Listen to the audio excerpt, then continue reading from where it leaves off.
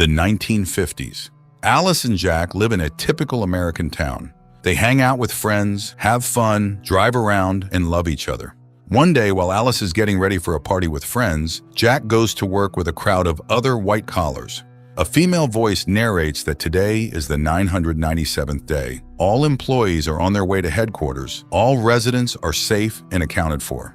Ladies are wished a good day, and Alice starts her household chores. Then she goes to her dance classes, like all the exemplary wives in town. The instructor, Shelley, reminds them, beauty is in control and grace is in symmetry. After the class, Alice returns home, chats with her neighbor Bonnie, who constantly scolds her children, and goes to take down the dried laundry. A catchy tune constantly plays in Alice's head, and she hums it. Suddenly, she notices another neighbor, Margaret, standing in front of her house, oblivious to her surroundings. Alice starts cooking, but one egg arouses her suspicion. She squeezes it in her hand and the egg turns out to be empty. She crushes the rest, they're all hollow. This activity is interrupted by burnt meat. In the evening, she greets her husband, beautifully dressed, with her hair done and at a set table. However, her husband decides to start with another, more pleasant activity. The next day, the women relax by the pool. Alice is distracted, the song in her head again causing her concern. Then a visual sequence appears, a circle of women in wigs. Later, Alice approaches a model of the town and mindlessly traces her finger along the streets. And when she leaves the town limits, Bonnie picks her up. It's time for cocktails served by her children. During this time, the men discuss distracting topics. Everything is decent, sunny, and calm. A signal sounds, and Shelley welcomes the new residents. She is happy that the couple can learn from her husband, Frank, who has created something extraordinary, a new world. Margaret interrupts Shelley's speech, saying she and her husband shouldn't be here. Alice's husband hastily leads her away, and the newly appeared Frank apologizes to the guests. The couple is going through a tough time. They're tasked to chase dreams and confront chaos, the main enemy of progress. And they all change the world. The guests echo Frank's words. Everyone here is happy. They are all one family. The man thanks the women for supporting their husbands. They are their support. The fun continues. Alice goes to find Jack, but finds Margaret, who says she has nightmares she can't be here. But Alice's husband quickly pulls the curtain in front of Alice. Alice finds her husband in the house. Jack kisses her, and the couple gets some alone time. But at the brightest moment, Alice sees Frank, who, smiling, watches their lovemaking. Later, the women gather in a shopping center and discuss their perfect lives, and poor Margaret. Alice feels sorry for her neighbor, though Bonnie thinks she brought the trouble on herself. After all, she took her son into the desert by herself. They found her, but without the child. The conversation turns to what the men are doing. No one knows for sure, but it's said that they are making weapons. Bonnie cuts in. That's not their business. Women also do work. They create comfort. At night, Alice has a nightmare. But in the morning, as usual, she sees her husband off to work and starts her household chores. Then she goes on a trip. She is the only one left on the trolley bus and says she just wants to ride. Suddenly, she sees a plane flying towards the mountains, and then it crashes. Alice yells to the driver, but he doesn't understand what she wants. She urges him to help the victims, but he is on his route and cannot deviate. Alice jumps out of the trolley bus and runs towards the mountains. She walks a long way through the desert, then reaches a road and climbs a high mountain topped by a strange dome. She approaches closer and stops at a mirrored glass.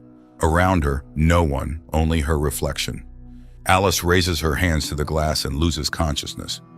In front of her, in the darkness, a circle of dancing women and a male voice calls for order. People must allow themselves to discover what life should be like. The next moment, Alice finds herself on her bed. Coming to the kitchen, she sees Jack preparing dinner. The dishes are in disarray, many groceries spoiled. Alice doesn't understand what's happening, and her husband explains that when he came from work, she was already asleep, and she returned home on the trolley bus. Alice doesn't understand. Did the driver come back for her? But now Jack looks at his wife uncomprehendingly. Alice decides she saw everything in a dream. The next morning, everything goes as usual. Alice sends her husband off and starts cleaning the window glass, but suddenly it seems to move. It presses her against the wall, and the woman is gasping for air. The next moment, the phone rings and Alice is completely free. Margaret's voice on the phone urges her to get out of there. After all, she was there and saw it all herself. Alice again sees dancing women, but now it is herself and her friends, And suddenly, instead of her own reflection, Margaret appears, approaching the mirror from the other side and starts banging her head against the surface. Alice screams and comes to. She runs home and sees Margaret on the roof of her house. Turning to Alice, the woman cuts her own throat and falls down. Alice screams in horror, and the arriving employees pick her up and carry away the neighbor's body. In the evening, she tries to explain to Jack, but he doesn't believe his wife. Margaret is in the hospital. She accidentally cut herself while washing windows. Alice feels guilty because her neighbor asked for help. What is happening around them? She asks him to tell her what he is doing on the project, but he cannot talk about it. He asks her to stop the hysterics, which could ruin everything. At night, Alice watches an advertisement for their town and catches herself thinking that it feels like she is floundering in a pool from which it is impossible to swim out. In the morning, she is cooking and suddenly starts wrapping her head with cling film. Alice seems to want to bring herself to her senses, but even the suffocation doesn't help, and she tears off the film. The arriving doctor assures the woman that it's just nervous strain, as Alice witnessed Margaret falling. The woman again insists that her neighbor slit her own throat. The doctor suggests prescribing her pills, but Jack refuses. They will cope. The doctor assures Margaret will soon recover and return home. He leaves, forgetting his briefcase, from which Alice manages to pull out a folder with Margaret's personal file. But all the text is smeared, unreadable. Alice burns the folder. She drinks alcohol and again sees dancing women. Then she finds herself in the bathroom.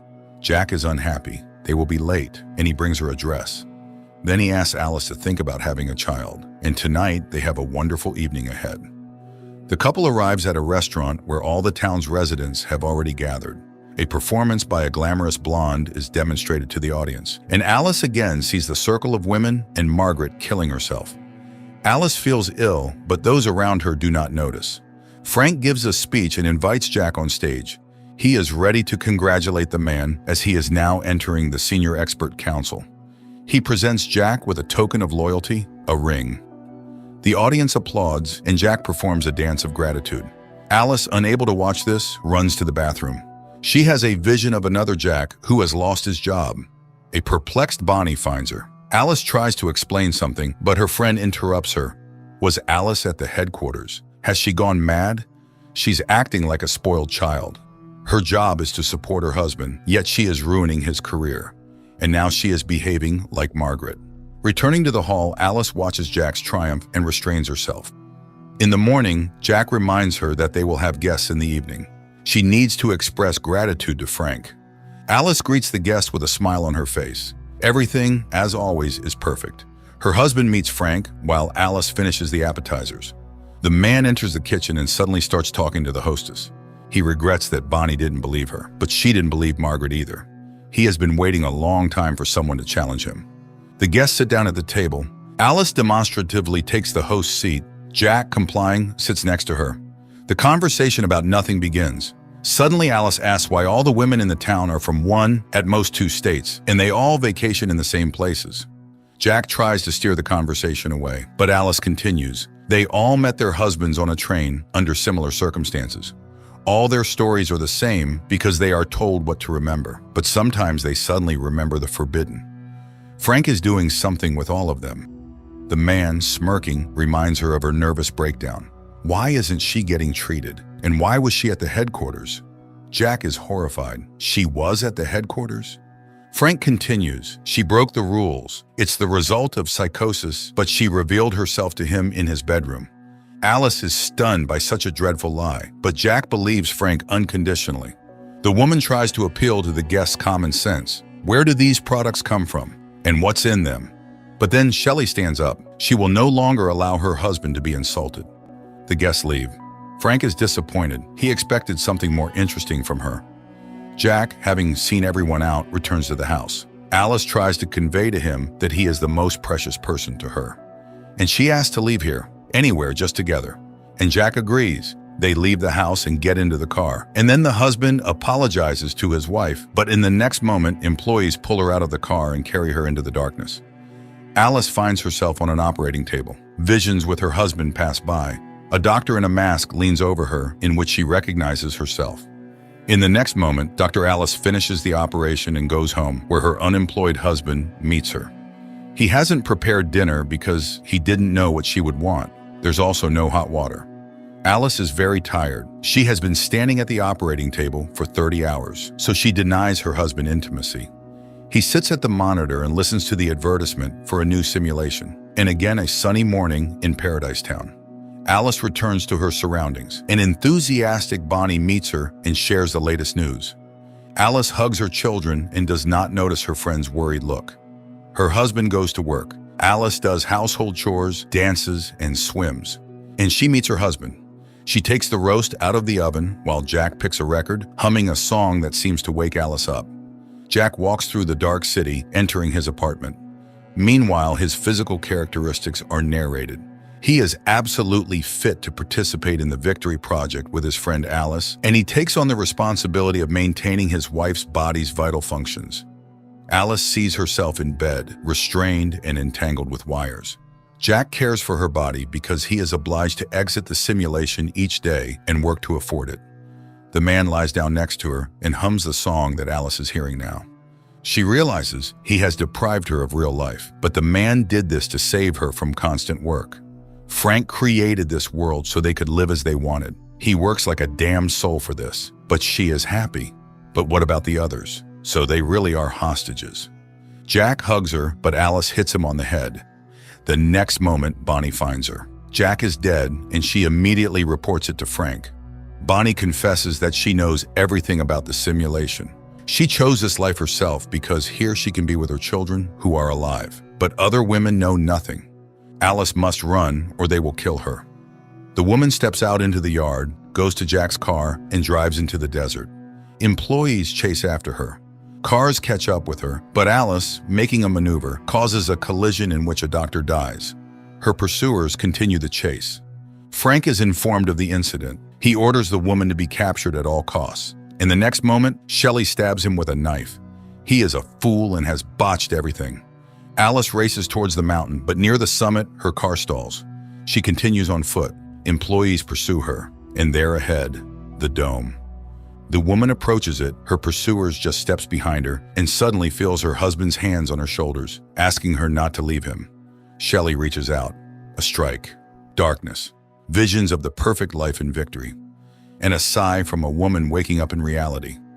That case when it's hard to take someone's side. The husband deprived his wife of reality with good intentions to make her happy, and probably many would want to escape into the simulation from everyday problems. But can you make someone happy against their will?